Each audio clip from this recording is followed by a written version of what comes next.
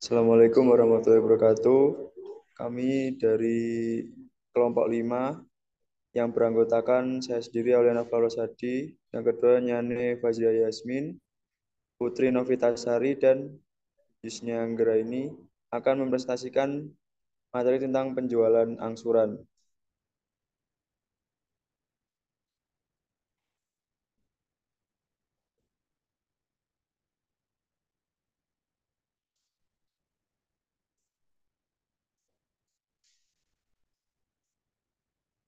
Penjualan angsuran merupakan penjualan di mana pembayarannya tidak diterima sekaligus atau tidak langsung dibayar tunai, namun diterima melalui 2 tahap atau lebih. Penjualan angsuran dan penjualan kredit hampir sama, yang membedakan adalah waktu pembayaran kembali dan jaminan. Jika perusahaan membeli inventaris dari pabrikan dalam penjualan kredit dengan jangka waktu 5/10 neto 30, ini berarti perusahaan memiliki waktu 30 hari untuk melakukan pembayaran penuh. Namun, jika pembayaran diterima dalam 10 hari, pelanggan menerima diskon 5%. Penjualan kredit juga bersifat final dan kepemilikan barang dialihkan pada titik penjualan. Tidak ada minat berlama-lama pada barang atau produk dari penjual. Ketika pembeli membiayai pembelian dengan perjanjian angsuran, mereka mengasumsikan adanya hutang angsuran. Misalnya, beberapa pembeli rumah mampu membeli rumah dengan sekali pembayaran. Oleh karena itu, biaya rumah diamortisasi dengan pembayaran bulanan selama 15 atau 30 tahun jadwal pembayaran. Penjualan mobil adalah contoh lain. Jika sebuah mobil dibeli dari dealer berdasarkan kontrak angsuran penjualan eceran, pembeli melakukan pembayaran atas kendaraan tersebut langsung ke dealer. Pelanggan juga menamai dealer sebagai pihak yang berkepentingan pada judul tersebut, sehingga disimpan sebagai jaminan. Jika pelanggan berhenti melakukan pembayaran, dealer dapat meraih kembali kendaraan tersebut sebagai pembayaran langsung. Lanjut kepada penjualan angsuran, biasanya pada saat barang atau jasa diserahkan kepada pembeli. Penjual menerima uang muka atau down payment sebagai pembayaran pertama dan sisanya diangsur dengan beberapa kali angsuran. Karena penjualan harus menunggu beberapa periode untuk menagih seluruh piutang penjualannya, maka biasanya pihak penjual akan membebankan bunga atas saldo yang belum diterimanya. Lanjut.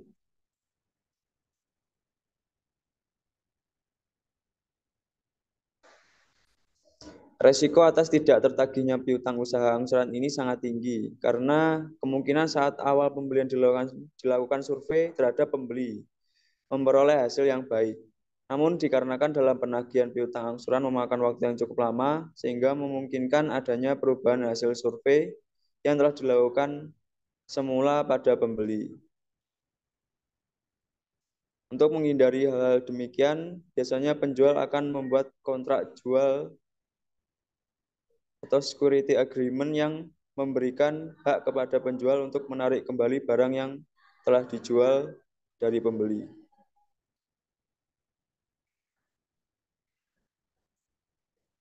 Untuk mengurangi barang angsuran tersebut dari resiko terbakar atau hilang, pihak penjual dapat menetapkan syarat bagi pembeli agar barang angsuran tersebut diasuransikan untuk kepentingan pihak penjual.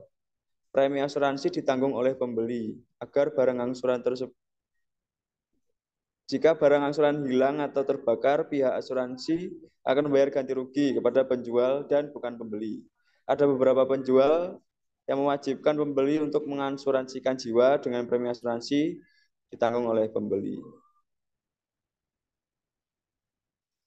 Oke, jadi untuk melindungi kepentingan penjual dari kemungkinan tidak ditepatinya kewajiban-kewajiban oleh pihak pembeli, maka terdapat beberapa bentuk perjanjian untuk kontrak penjualan angsuran sebagai berikut. 1. Perjanjian penjualan bersyarat atau conditional sales contract di mana barang-barang telah diserahkan, tetapi hak atas barang-barang masih berada di tangan penjual sampai seluruh pembayarannya sudah tuntas.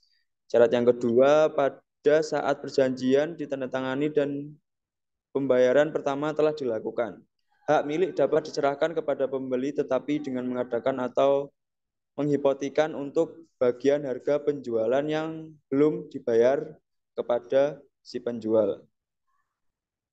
Yang ketiga, hak milik atas barang-barang untuk sementara diserahkan kepada suatu badan sampai pembayaran harga penjualan dilunasi. Setelah pembayaran lunas oleh pembeli, baru trustee menyerahkan hak atas barang-barang itu kepada pembeli. Perjanjian semacam ini dilakukan dengan membuat akta kepercayaan. Yang keempat, beli sewa atau lease purchase, di mana barang-barang yang telah diserahkan kepada pembeli, pembayaran angsuran dianggap sewa sampai harga dalam kontrak telah dibayar lunas.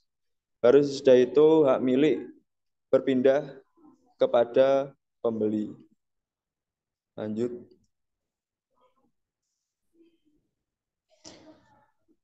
Penjualan angsuran dengan bentuk-bentuk perjanjian tersebut di atas dilaksanakan untuk barang-barang yang tidak bergerak atau barang-barang yang bukan barang dagang seperti gedung, tanah, dan aktif-aktif tetap lainnya. Untuk mengurangi kemungkinan kerugian yang terjadi kepemilikan kembali, maka faktor-faktor yang harus diperhatikan oleh penjual adalah sebagai berikut. 1. Besarnya pembayaran pertama atau down payment harus cukup untuk menutup besarnya semua kemungkinan terjadinya penurunan harga barang tersebut dari semula barang baru menjadi barang bekas. Yang kedua, jangka waktu pembayaran di antara angsuran yang satu dengan yang lain hendaknya tidak terlalu lama. Kalau dapat, tidak lebih dari 1 bulan. Yang ketiga, besarnya pembayaran angsuran periodik harus diperhitungkan cukup untuk menutup kemungkinan penurunan nilai barang-barang yang ada selama jangka pembayaran yang satu dengan pembayaran angsuran berikutnya. Lanjut.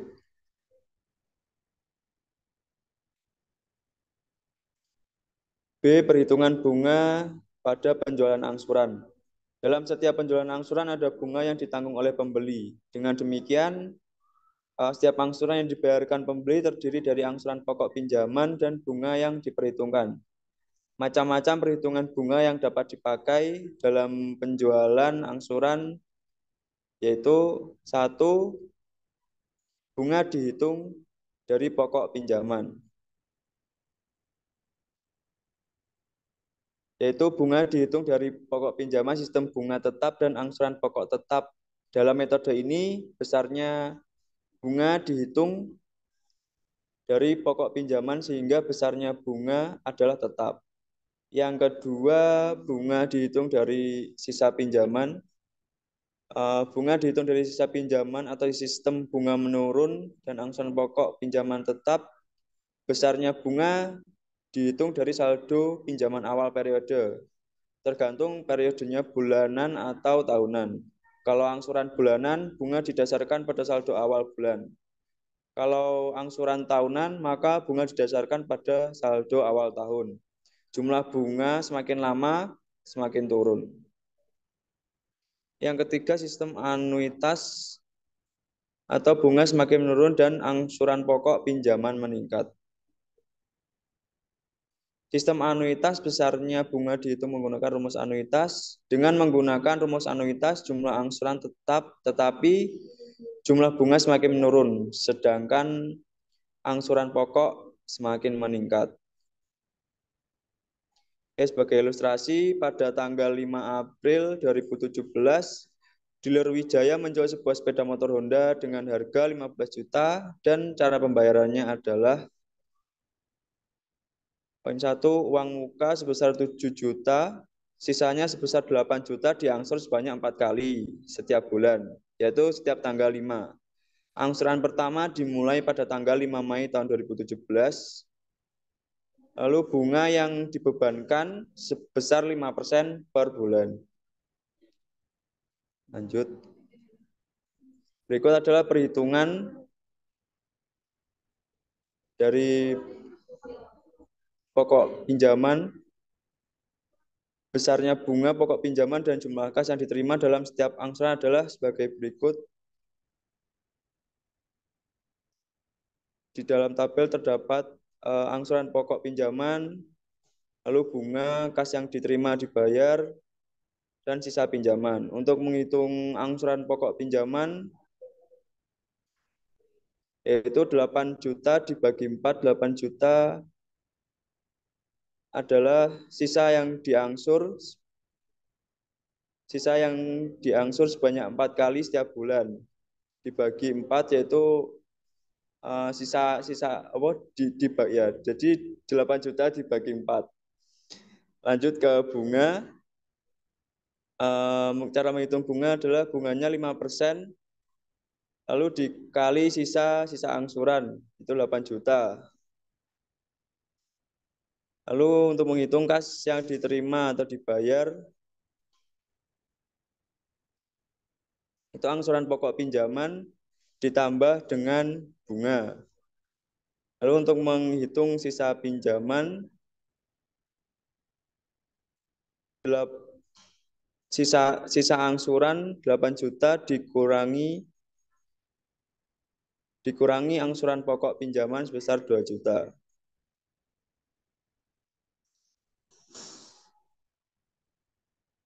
Oke, langsung yang ke jurnal yang harus dibuat pembeli dan penjual adalah pada tanggal 5 April tahun 2017 pembelian didebit sebesar 15 juta pada utang pembelian angsuran dikredit sebesar 8 juta dan kas dikredit sebesar 7 juta. Lalu periode yang berikutnya utang pembelian angsuran didebit sebesar 2 juta pada biaya bunga dikredit sebesar 400.000 dan kas dikredit sebesar 2.400.000. Yang sebelahnya adalah jurnal yang dibuat penjual pada tanggal 5 April tahun 2017, kas didebit sebesar 7 juta, pada piutang pembelian angsuran dikredit sebesar 8 juta, dan penjualan angsuran sebesar 15 juta dikredit. Lalu periode berikutnya, kas didebit sebesar 2.400.000 pada piutang pembelian angsuran dikredit sebesar 2 juta dan pendapatan bunga dikredit sebesar 400.000. Ya, untuk slide selanjutnya akan dipresentasikan oleh rekan saya. Baik, saya akan melanjutkan presentasinya. Yang kedua adalah bunga dihitung dari sisa pinjaman. Dengan ilustrasi yang sama, pada tanggal 5 April 2017, dealer Wijaya menjual sebuah sepeda motor dengan harga 15 juta dan cara pembayaran adalah uang muka sebesar 7 juta, kemudian sisanya sebesar 8 juta diangsur sebanyak 4 kali untuk setiap bulan, yaitu setiap tanggal 5. Angsuran pertama dimulai pada tanggal 5 Mei 2017. Bunga yang dibebankan sebesar 5% per bulan. Kemudian juga terdapat tabel perhitungannya untuk tanggalnya itu 4 kali setiap bulan setiap tanggal 5. Angsuran pokok pinjaman sebesar 8 juta dibagi 4. 8 juta merupakan sisa angsuran sebesar 8 juta dibagi 4, yaitu 4 kali angsuran tiap bulan. Bunganya 5% dikali 8 juta. Maksudnya 8 juta itu sisa pinjaman. Kalau misalnya periode berikutnya itu menggunakan sisa pinjaman pada periode sebelumnya. Kemudian untuk kas yang diterima atau dibayar itu dari angsuran pokok pinjaman ditambah bunga. Untuk sisa pinjaman itu dari angsuran pokok atau sisa pinjaman periode sebelumnya dikurangi dengan angsuran pokok pinjaman pada periode tersebut. Kemudian jurnal yang dibuat oleh pembeli adalah pembeli pada tanggal 5 April 2017, pembelian sebesar 15 juta pada utang pembelian angsuran 8 juta dan kas 7 juta. Untuk periode pertama, utang pembelian angsuran sebesar 2 juta, biaya bunga sebesar 400.000 pada kas sebesar 2.400.000. Itu di PPT terdapat kesalahan, kami mohon maaf. Untuk periode kedua, utang pembelian angsuran sebesar 2 juta, biaya bunga sebesar 300.000 pada kas sebesar 2.300.000. Next. Kemudian untuk jurnal yang dibuat oleh penjual pada tanggal 5 April 2017 adalah kas sebesar 7 juta, piutang pembelian angsuran sebesar 8 juta pada penjualan angsuran sebesar 15 juta. Untuk periode pertama, kas sebesar 2.400.000 pada piutang pembelian angsuran sebesar 2 juta, pendapatan bunga sebesar 400.000. Untuk periode kedua, kas sebesar 2.300.000 pada piutang pembelian angsuran sebesar 2 juta dan pendapatan bunga sebesar 300.000. Yang ketiga, dengan perhitungan sistem anuitas. Bila menggunakan sistem anuitas, maka jumlah kas yang diterima atau dibayar setiap bulan dicari dengan rumus sebagai berikut. NA sama dengan SP per AN kurang dari P. Keterangannya, NA merupakan nilai angsuran per periode, SP merupakan sisa penjualan semula, dan AN lebih dari P merupakan nilai tunai dari Rp1 yang akan diterima setiap periode selama N periode yang akan datang dengan tingkat bunga P% per periode. Nilai ini dapat dilihat pada tabel bunga atau dihitung sendiri dengan memakai rumus deret ukur menurun. Tabel bunganya bisa menggunakan tabel PVIF A yang karena anuitas. Ilustrasinya, pada tanggal 5 April 2017, dealer Wijaya menjual sebuah sepeda motor dengan harga 15 juta. Dengan cara pembayarannya adalah uang muka 7 juta, sisanya 8 juta, diangsur sebanyak 4 kali. Tiap bulan, itu tanggal 5, angsuran pertama tanggal 5 Mei 2017. Bunga yang dibebankan adalah 4% per bulan. Besarnya pokok pinjaman dan jumlah kas yang diterima atau dibayar setiap angsuran adalah sebagai berikut. Next. Jadi untuk tanggalnya sama seperti tabel-tabel sebelumnya, kas yang diterima itu dari tabel 2 ditambah tabel 3, yaitu bunga ditambah angsuran pokok pinjaman. Untuk bunganya yaitu sisa pinjaman dikalikan 4% karena bunganya 4%. Nah, untuk angsuran pokok pinjaman tersebut didapatkan dari rumus sebelumnya atau dengan didapatkan dari tabel bunga atau tabel PVIF anuitas. Jadi untuk periode 4 bulan dan 4% bunga didapatkan sebesar 4,2 sekian, yang mendapatkan hasil 8 juta dikalikan bunga tersebut menghasilkan 1.883.860. Begitupun untuk angka-angka di bawahnya diperoleh dari sisa pinjaman pada periode sebelumnya dikalikan bunga dari tabel PVIF anuitas dengan 4 periode dan bunga 4%. Kemudian dari perhitungan tersebut didapatkan jurnal yang dibuat oleh pembeli tanggal 5 April 2017, pembelian sebesar 15 juta, pada utang pembelian sebesar 8 juta, dan kas 7 juta. Next. Untuk periode kedua, kas sebesar 1.959.210 pada utang pembelian angsuran sebesar 1.714.560 dan pendapatan bunga 244.650. Next. Untuk perlakuan akuntansi lainnya, salah satunya adalah pengakuan laba kotor. Yang dasar pengakuan laba kotor dapat dipakai dalam penjualan angsuran adalah dasar penjualan atau accrual basis dan dasar tunai atau cash basis yang akan dijelaskan oleh rekan saya Putri. Baik, saya akan menjelaskan bagian selanjutnya pengakuan laba kotor.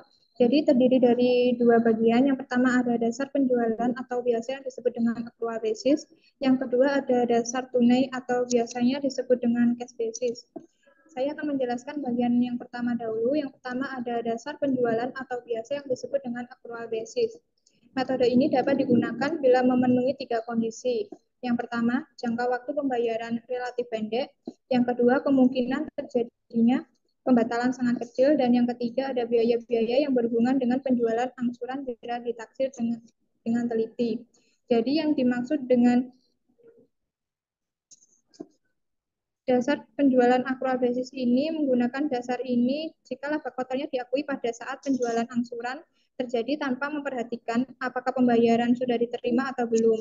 Cara ini sama dengan pencatatan penjualan kredit biasa.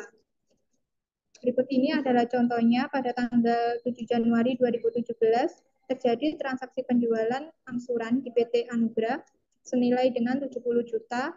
Syarat pembayarannya adalah sebagai berikut. Uang mukanya 20 juta dibayar pada saat transaksi penjualan dan sisanya dibayar sebanyak 5 kali angsuran tahunan untuk setiap akhir tahun. Kemudian, beban pokok penjualannya adalah 50 juta. Dan laba kotor yang sudah diakui dari penjualan angsuran tersebut akan dicatat pada tahun 2017 oleh PT Anugrah sebesar 20 juta.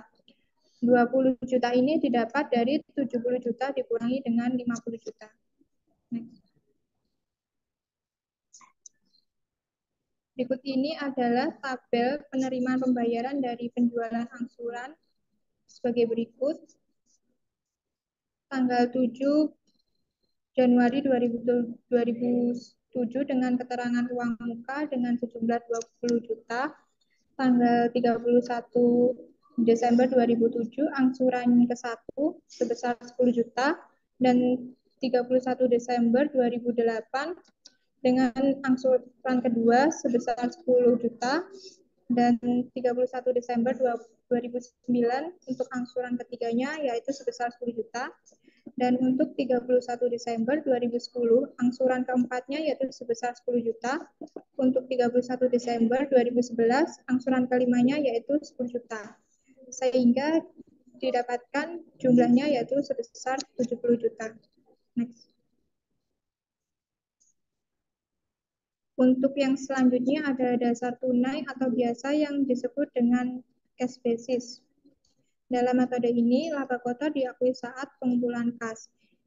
Setiap pengumpulan kas terdiri dari yang pertama ada pembayaran atas beban pokok dan pembayaran atas laba kotor.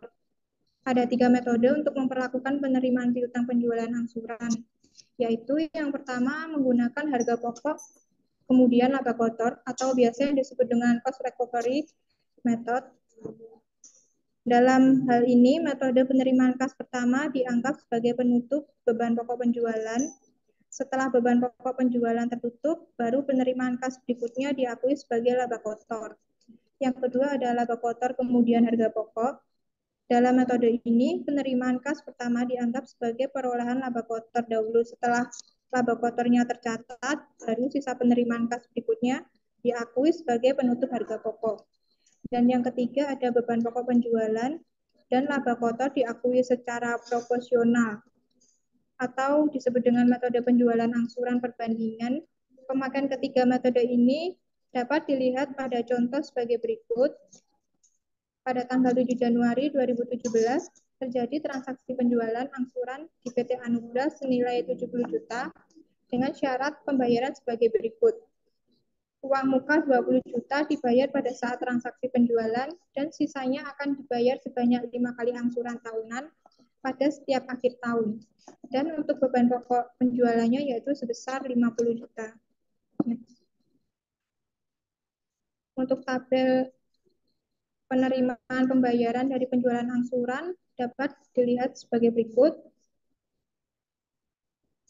Untuk penjelasan penggunaan masing-masing metode di atas adalah sebagai berikut. Metode pertama, perusahaan akan mencatat penerimaan tanggal 7 Januari 2007 sampai dengan 31 Desember 2009 sebagai pembayaran beban pokok penjualan dengan totalnya yaitu sebesar 50 juta.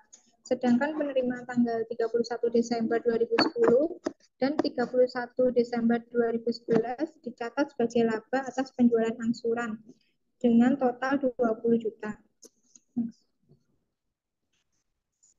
Untuk selanjutnya yaitu metode kedua, perusahaan akan mencatat penerimaan tanggal 7 Januari 2007 sebesar 20 juta. sebagai laba atas penjualan angsuran. Sedangkan penerimaan 31 Desember 2007 sampai dengan 31 Desember 2011 akan diakui sebagai pembayaran beban pokok penjualan angsuran dengan total 50 juta. Untuk metode ketiga, dalam metode ini setiap penerimaan kas dari piutang penjualan angsuran terdiri dari pembayaran beban pokok penjualan dan laba kotor yang diakui secara proporsional sesuai dengan perbandingan beban pokok penjualan dan laba kotor. Dari contoh di atas dapat dihitung perbandingan beban pokok penjualan dengan laba kotornya, yaitu sebagai berikut. Untuk perhitungan BPP dibagi laba kotor sama dengan 50 juta dibagi dengan 20 juta. Kemudian BPP dibagi dengan laba kotor sama dengan, jadi perbandingannya 5:2.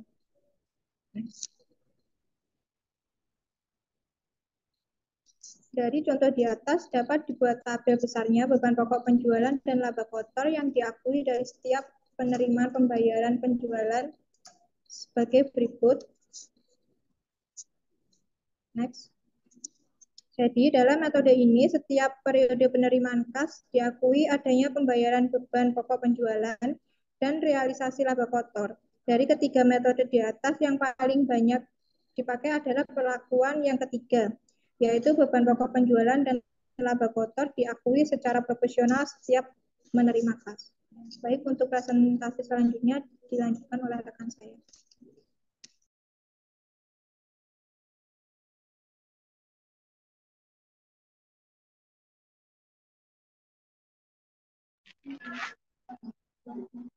Baik, saya akan melanjutkan presentasi dari rekan saya.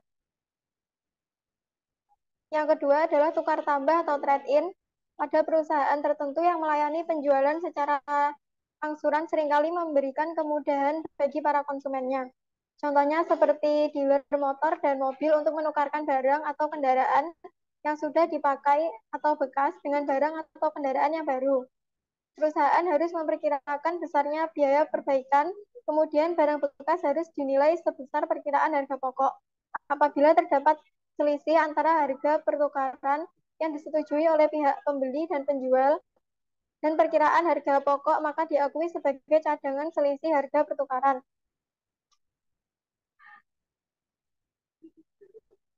Contoh kasusnya, toko Honda menjual motor baru kepada Tuan Dani. Tuan Dani menyerahkan motor miliknya sebagai uang muka. Kesepakatan antara kedua belah pihak antara lain sebagai berikut. Harga motor bekas seharga 3 juta rupiah, harga motor baru sebesar 12 juta rupiah, dan harga pokok motor baru sebesar 10 juta rupiah. Kemudian toko Honda akan menjual kembali motor bekas tersebut dengan kemungkinan sebagai berikut. Biaya servis 500.000, harga jual kembali 5 juta rupiah, dan laba kotor rata-rata penjualan adalah 25%. Perhitungan harga pokok motor bekas yaitu sebagai berikut. Harga jual motor sebesar 5 juta, persen laba kotor sebesar 1.250.000 itu berasal dari 5 juta dikalikan dengan 25%, kemudian biaya servis sebesar 500.000. Kemudian dijumlahkan menghasilkan sebesar 1.750.000. Kemudian harga jual motor tersebut 5 juta dikurangi dengan biaya-biaya yang tadi senilai 1.750.000 menghasilkan perkiraan harga pokok sebesar 3.250.000. Kemudian dikurangi dengan harga pertukaran senilai 3 juta sehingga menghasilkan cadangan selisih harga pertukaran sebesar 250.000. Kemudian laba jurnal yang digunakan untuk mencatat transaksi tukar tambah tersebut adalah motor lama sebesar 3.250.000, piutang angsuran sebesar 9 juta pada motor baru sebesar 10 juta, laba penjualan sebesar 2 juta, dan cadangan selisih harga tukar sebesar 250.000. Yang selanjutnya adalah pembatalan penjualan angsuran. Dalam penjualan angsuran, kadangkala pembeli tidak dapat melunasi angsurannya sehingga terjadi pembatalan penjualan angsuran. Beberapa hal yang perlu dilakukan oleh penjual adalah yang pertama, barang yang sudah dijual dimiliki kembali. Penjual harus menilai kembali barang tersebut. Dalam penilaian kembali harus dipertimbangkan cadangan untuk perbaikan dan laba normal yang diharapkan apabila barang tersebut dijual lagi atau nilai realisasi bersih. Yang kedua adalah piutang penjualan angsuran yang belum dibayar dibatalkan. Yang ketiga, mencatat laba atau rugi pembatalan penjualan angsuran tergantung metode pengakuan laba kotor yang digunakan, atau laba kotor diakui saat penjualan atau laba kotor diakui secara proporsional dengan penerimaan kas. Kemudian pada poin D, laba kotor diakui saat penjualan. Pada metode ini, laba kotor diakui saat penjualan sehingga saldo piutang penjualan angsuran merupakan beban pokok penjualan yang belum diterima pembayarannya. Jadi, selisih antara nilai realisasi bersih atas barang yang diterima kembali dengan saldo piutang penjualan angsuran merupakan laba atau rugi pembatalan penjualan angsuran. Kemudian pada poin E, laba kotor diakui secara proporsional dengan penerimaan kas. Pada metode ini, laba kotor diakui secara proporsional dengan penerimaan kas, sehingga saldo piutang penjualan angsuran terdiri dari laba kotor yang belum direalisasi dan beban pokok penjualan angsuran. Jadi, selisih antara nilai realisasi bersih atas barang yang diterima kembali dengan saldo piutang penjualan angsuran dan laba kotor belum direalisasi merupakan laba atau rugi pembatalan penjualan angsuran. Kemudian, laporan keuangan. Perusahaan yang menjual barangnya secara angsuran, laporan keuangannya sama seperti pada perusahaan pada umumnya, yaitu yang pertama ada neraca, yang kedua laporan laba rugi, dan yang ketiga adalah laporan perubahan modal atau saldo laba. Berikut adalah daftar pustaka yang kami gunakan. Sekian presentasi dari kelompok kami. Apabila ada kekurangan, mohon dimaafkan. Terima kasih. Wassalamualaikum warahmatullahi wabarakatuh.